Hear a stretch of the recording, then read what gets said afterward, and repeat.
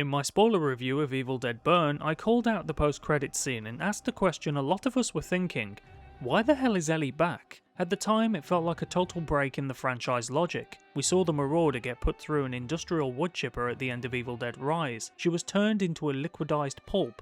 For nearly 45 years, Evil Dead has operated on one golden rule: total bodily dismemberment kills the Deadites. So I thought Burn was just throwing out the rules for a cheap fanservice cameo. But I was wrong, because if you go back and listen to the lore setup in Evil Dead Rise, her return isn't a plot hole at all. It was actually explained to us back in 1923. Here is what I completely and quite shamefully overlooked during my first watch of Evil Dead Burn.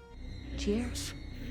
Evil Dead Rise introduced a brand new volume of the Necronomicon, and this book does not follow the rules of the original Naturom Demonto. Hidden on those 1923 vinyl records, Father Marcus Littleton explicitly warned us that trying to destroy this specific demonic threat is useless. Listen to his exact words. Desperate to end this curse, I tried to kill what were once my brothers.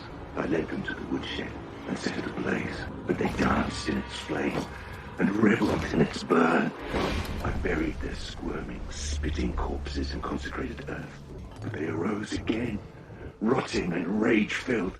I knew only one choice remained: complete bodily dismemberment. I chopped, and I hacked, and I failed.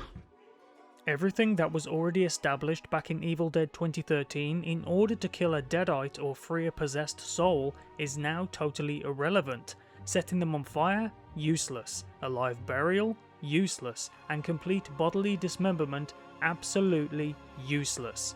This version of Naturom Demonto doesn't ignore the old rulebook, it tears it to shreds. So when Beth put the Marauder through the wood chipper at the end of Rise, we as fans celebrated because we thought that was the end of it. But Father Marcus Littleton proved a century ago that this demon isn't bound by the host's physical body. The flesh is destroyed, but the curse remains. So going back to my review where I asked how Ellie could possibly return after being wood chipped, the answer was sitting right there in front of me the entire time. Ellie coming back in Burn's post-credit scene isn't a retcon or a lazy setup for a sequel, it's the terrifying payoff to the rules that Lee Cronin set up in those 1923 vinyl records. Looking back at Father Littleton's warnings completely flipped my perspective on that ending.